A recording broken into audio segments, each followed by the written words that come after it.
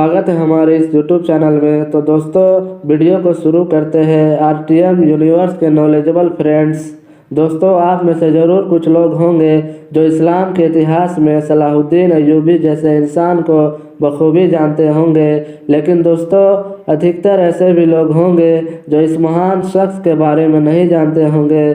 और इसकी एक बड़ी वजह यह है कि आज हमारी नई जनरेशन ने अपना हीरो आयरन मैन, सुपरमैन या और भी हीरो है जो फर्जी कैरेक्टर अदा करते हैं। दुनिया में कोई वजूद ही नहीं उनका।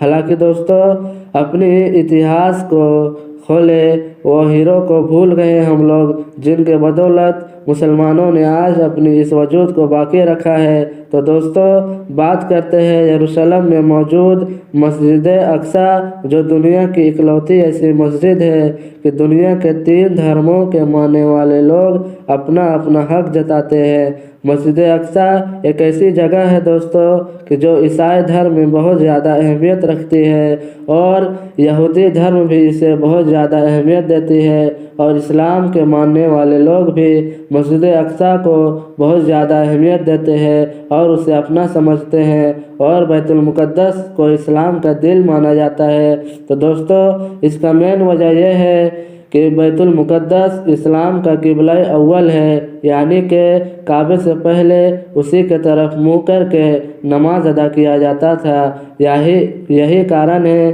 कि जो इस्लाम में बैतुल मुक़द्दस की इतनी ज़्यादा अहमियत दी जाती है, यानी कि काबे के बाद इस्लाम में सबसे ज़्यादा किसी इमारत को अहमियत दी जाती है तो वो बैतुल मुक़द्दस ही है। मस्जिद अक्सा 3 मजहबों से जुड़ी रहने के कारण दोस्तों हमेशा जंगों के कारण बनती रहती है। कभी यहूदी के हाथ में जाती है तो कभी ईसाई के हाथ में रहती है, तो कभी मुस्लिमों के हाथ में होती रहती है। इसकी वजह से जाने हमेशा से जंग होती आई है, लेकिन अफसोस है दोस्तों आज के समय में बैतुल मुक़द्दस हमारे हाथ से छूटती जा रही है। आज के वीडियो में हम एक ऐसे शख्स के बारे में जानेंगे जो बैतुल मुक़द्दस को फतह किया था, और उस शख्स को दुनिया सुल्तान सलाहुद्दीन अय्यूबी के नाम से जानते हैं। सबसे ज़्यादा हैरत अंगेज़ कर देने वाली बात यह है दोस्तों कि जितनी इज़्ज़त मुस्लिम कौम देती है उतना ही इज़्ज़त सुल्तान सलाहुद्दीन अय्यूबी को दूसरी कौम यानी ईसाई धर्म के मानने वाले लोग देते हैं। हालांकि दोस्तों हम आप लोग ये जानते हैं कि बैतुल मुक़द्दस को ईसाइयों से ही फतह किया था, लेकिन क्या बड़ी वजह है कि ईसाई अभी भी सुल्तान सलाहुद्दीन अय्यूबी को इज़्ज़त के निगाह से देखते हैं। तो आपको बताता चलूँ दोस्तों कि ईसाइयों ने मुसलमानों से बैतुल मुक़द्दस को जब छीना था तो मुसलमानों पर जुल्म व सितम का हद पार कर दिया था। बैतुल मुक़द्दस की कहानी शुरू होती है काफ़ी लंबे अरसे पहले से कि हज़रत उमर फ़ारूक रज़ियल्लाहु अन्हु के दौर में मुसलमानों ने बैतुल मुक़द्दस को फतह किया था, और उसके बाद तकरीबन 3 सदियों से ज़्यादा मुसलमानों के हाथ में ही थी। लेकिन फिर उसके बाद मुसलमान कमज़ोर पड़ने लगे और मुसलमान छोटे छोटे फ़िरक़ों में तकसीम हो गए, जिसका नतीजा यह हुआ कि उस वक्त के मुस्लिम सल्तनत सल्जुक सल्तनत धीरे धीरे कमज़ोर पड़ने लगी, और धीरे धीरे ईसाई ने मुसलमानों के ज़मीन को फतह करना शुरू कर दिया। आखिरकार ईसाइयों ने मुसलमानों से बैतुल मुक़द्दस को भी छीन लिया। ईसाइयों का हुकूमत हो गया और इधर पूरी मुस्लिम दुनिया में मातम की लहर छा गई, क्योंकि बैतुल मुक़द्दस इस्लाम का दिल माना जाता है। इसकी वजह से हर बंदा परेशान था कि अब क्या होगा। ईसाइयों ने मुसलमानों का लाखों खून बहाया, बच्चे, बूढ़ों और जवान, और यहाँ तक के हालत ऐसी थी कि यरूशलेम शहर में खून ही खून नज़र आ रहे थे। उसके बाद यरूशलेम के बहुत से हुक्मरान जो मुस्लिम हुक्मरान थे बैतुल मुक़द्दस को फतह करना चाहा लेकिन नहीं कर पाए। तब शुरू हुआ सुल्तान सलाहुद्दीन अय्यूबी के दौर का कि वो सुल्तान बने, और तख्त पर बैठे। उनका ज़िंदगी का मकसद एक ही था कि बैतुल मुक़द्दस को कैसे फ़तह किया जाए। उनके दिमाग में ये हमेशा चलती रहती थी कि किस तरह हम अपने पूर्वजों की उस ज़मीन को कैसे वापस ले जो हमसे छीन लिया गया हो।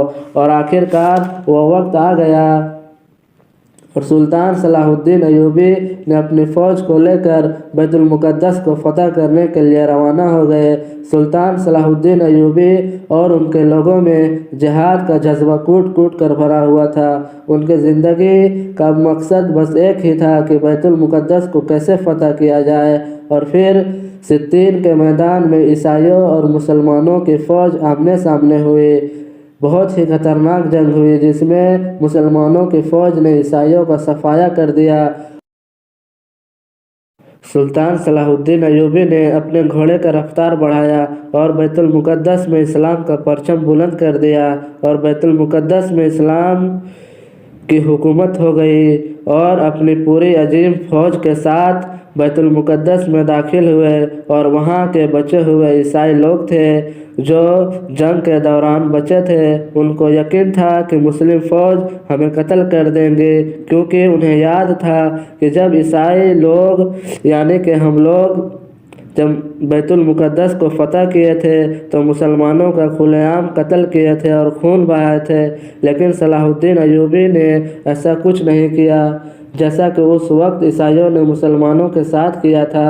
सुल्तान सलाहुद्दीन अय्यूबी ने तमाम ईसाइयों से फ़िदिया लेकर उन्हें रहने की इजाज़त दे दी। जो लोग गरीब थे, फ़िदिया नहीं दे सकते थे, उनका फ़िदिया खुद सुल्तान सलाहुद्दीन अय्यूबी और उनके भाई ने अदा किए और वहाँ रहने की इजाज़त दे दिए। बैतुल मुक़द्दस की फ़तह की खबर जब पूरी दुनिया में हवा की तरह फैल गई कि सुल्तान सलाहुद्दीन अय्यूबी नाम के एक शख्स ने बैतुल मुक़द्दस को फ़तह कर लिया है, तो सभी ईसाई हुकूमत में तहलका मच गया और सभी ईसाई हुकूमतों ने अपना आपस में एकता कर ली और सब मिलकर यरूशलेम के तरफ चल दिए। उनकी फ़ौज का तादाद तकरीबन 6 लाख थी। वहीं सुल्तान सलाहुद्दीन अय्यूबी की तादाद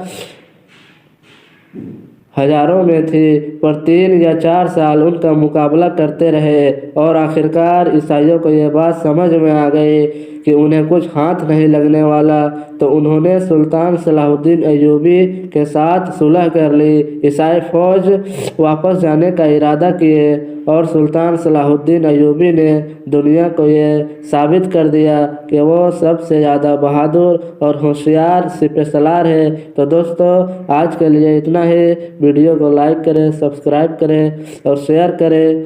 मिलते हैं अगली वीडियो पे।